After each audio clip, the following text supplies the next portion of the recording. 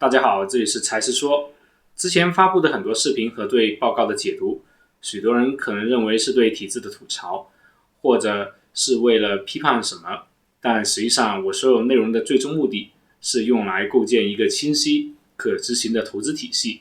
才是说左右不了时代的发展，我们能做的只是在这洪流中理解潮汐的方向，从而规避可能的损失，并找到可以持续获得盈利的方法。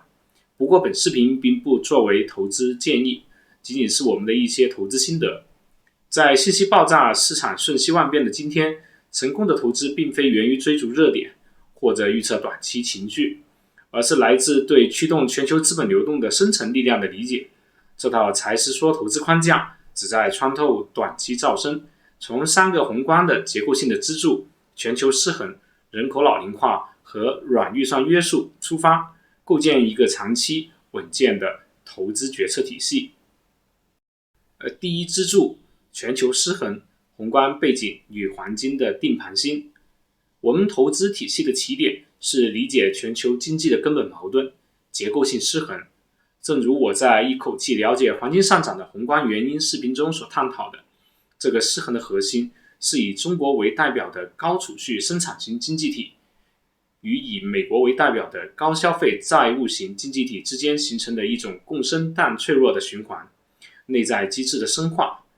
这个循环并非偶然，而是由各国内部政策长期选择的结果。在中国，金融抑制是关键一环，长期以来居民的储蓄存款利率被人为的压制在远低于真实经济增长率的水平，这本质上是一种隐性的税收，是家庭部门向企业部门，尤其是国有企业和政府的直接补贴。庞大的居民储蓄通过银行体系转化为廉价的信贷，为大规模基础设施投资与制造业扩张提供了源源不断的弹药。与此同时，劳工权益保障的相对弱化进一步压低了消费，户籍制度的限制，社会保障体系的不完善，使得庞大的劳动者群体必须进行高额的预防性储蓄，以应对养老、医疗和教育的不确定性。这双重因素共同作用，系统性的压低了国内消费占 GDP 的比重，从而产生了巨额的在国内无法被完全消化的过剩储蓄。这些资本必须向外输出，而作为全球储蓄货币发行国的美国，凭借其金融市场的深度和广度，成为最主要的承接地。正如我在贸易战就是阶级战中深入分析过的，资本的持续流入迫使美国必须维持经常账户逆差来保持国际收支平衡，其结果是美国国内的资产价格、房地产、股票被推高，信贷极其宽松，整个经济越来越依赖债务驱动，而实体经济，尤其是制造业，则被逐渐掏空。因此，我们看到的贸易摩擦并非简单的国别之争，而是各国内部分配失衡问题向全球转嫁和必然结果。投资推论，黄金是对冲体系风险的唯一标志。在这样的宏观背景下，黄金的长期价值就得以凸显。它并非简单对抗消费品通胀 CPI， 而是对冲整个货币信用体系内在的不稳定性。黄金的价格本质上是衡量全球债务与信用货币总量相对于真实经济产出 GDP 质量的比值。当经济增长依赖于生产率提升时， GDP 质量高，债务增长健康，信用货币体系稳固，黄金的吸引力就会下降。反之，当经济增长越来越依赖于债务扩张来维持时， GDP 质量低下，这意味着每一单位的产出都需要更多的债务来支撑，信用货币的内在价值就在被稀释。此刻，黄金作为一种不属于任何国家主权负债的具有内在价值的硬资产，其逻辑就变得无比坚实。全球越失衡，债务越高，黄金作为最终价值存储手段和体系风险的对冲工具，就越是投资组合中不可或缺的战略性配置。第二支柱，人口老龄化，加速失衡的必然趋势。如果说全球失衡是体系的慢性病，那么人口老龄化就是这个慢性病的加速器。我在中国人口问题、红利与老龄化的分析中指出，这一几乎所有主要经济体都无法回避的慢变量，正从根本上削弱经济增长的内生动力，并进一步加剧债务问题。我们在最新的视频里面，东亚集体消失倒计时，美国顶级智库报告揭秘，未来30年剧本已定，美国或成最后赢家。其实也是不断的在强调老龄化的不可逆和长期趋势。内在机制的深化，人口结构是决定一个国家长期增长潜力的最底层变量。随着劳动年龄人口的减少和被抚养人口，尤其是需要高额医疗支出的老年人的增加，一个经济体高质量的由生产力驱动的增长潜力正在不可逆的衰减。这意味着要维持过去的经济增速，政府将不得不依赖更强力的刺激政策，也就是更大规模的债务扩张。同时，为了维持养老金和医疗体系的运转，政府的财政负担会呈现刚性增长。这部分支出是维持社会稳定的基石，没有任何压缩空间，必然导致主权债务的进一步扩张，并挤占其他能够提升生产率的投资。此外，老龄社会更高的预防性储蓄倾向会进一步压抑消费，使得像中国这样的高储蓄国家更难从投资和出口依赖的旧模式中转型。投资推论，黄金的必要性被再次强化。因此，人口老龄化的深远宏观意义在于，它强化了全球失衡支柱中所有负面趋势更低的 GDP 质量、更高的全球债务。从投资角度看，这并非简单的指向投资养老产业或医疗健康，这些行业的潜在需求固然庞大，但支付能力却是一个巨大的问号，其增长最终受制于日益承压的财政和家庭收入。真正的投资洞见在于宏观层面。人口矛盾这一不可逆的趋势，保证了全球主要经济体的长期金融环境将更加脆弱，这使得黄金作为对冲系统性风险的工具，其必要性变得更加迫切。它对冲的风险已不仅仅是地缘政治的黑天鹅，更是由人口结构所必然带来的经济基本面的长期恶化的灰犀牛。第三支柱，软预算约束，中国模式下的投资目标选择。在了解了全球宏观背景的长期趋势后，具体的投资决策需要聚焦于中国独特的经济运行模式。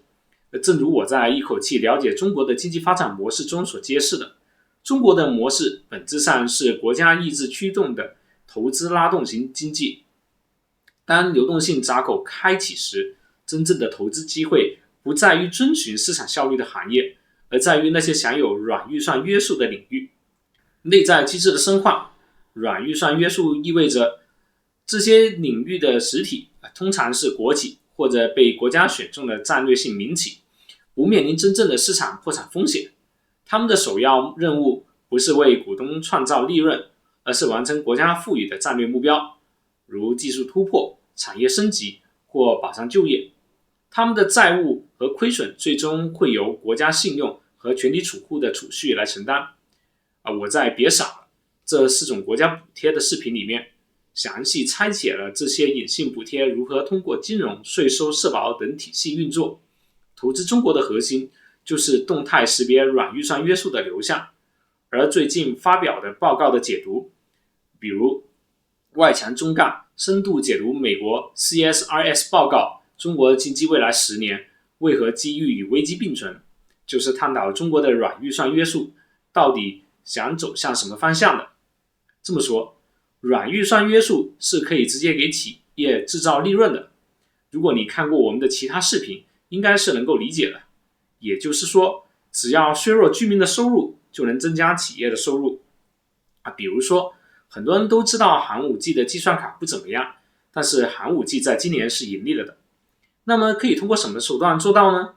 第一，可以通过让国企或者民企采购的方式直接给寒武纪输送利润。比如本来就有建机房的需求，可以直接让国企或者民企用寒武纪的卡来建机房。至于是不是赚钱，这并不重要，重点是这笔钱可以让寒武纪活下来。另外，也可以让国企或者民企去适配寒武纪的卡，做到部分项目用得上。第二，可以给寒武纪非常低廉的贷款，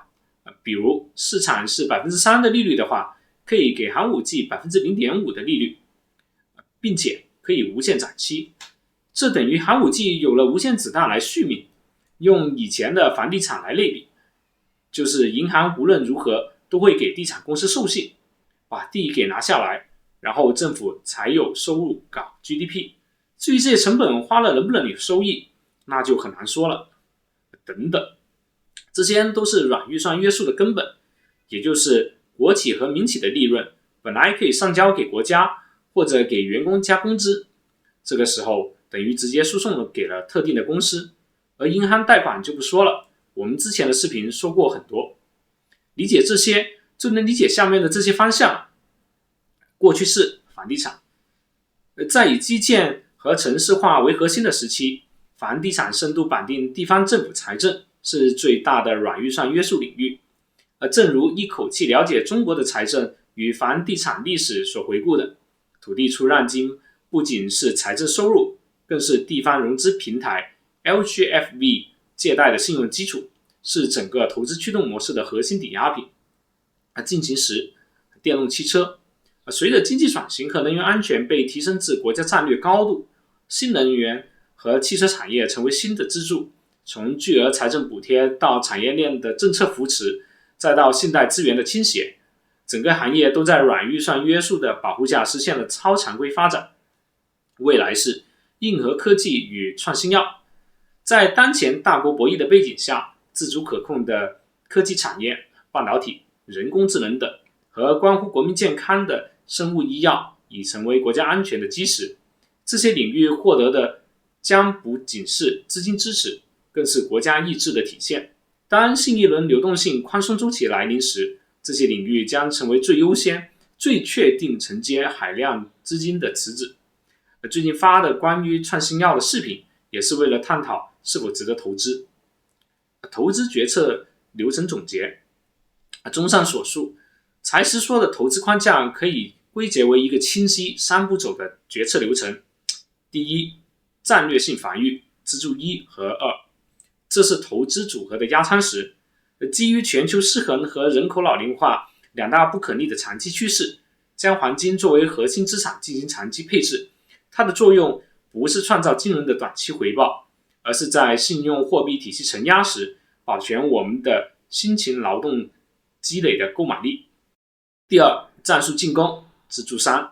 这是结合锚。我们需要动态识别当下中国国家战略中享有软预算约束的核心赛道，这需要我们超越财报，去阅读5年规划、政府工作报告，去理解国家在未来10年最想解决、最必须投入的领域是什么。当前这个答案明确指向硬科技与创新药。第三，把握时机，流动性，这是按下发射按钮的信号。当观察到明确的货币宽松信号时，例如央行降息降准、社会融资规模的显著扩张、政策性银行开始主导新一轮投资时，就是积极的将资金配置到已识别出软预算约束行业的最佳时机。这个框架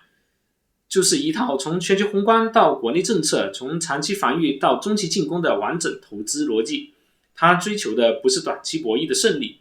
而是在深刻理解我们所处时代的结构性矛盾的基础上，找到那条阻力最小、确定性最高的投资路径。不过，如果储蓄国在某个时间段全部开始走向平衡的话，那么上面的分析就作废了。这是整个投资框架最重要的一点，请各位观众自行判断。这期视频就到这里，欢迎关注我们财师说。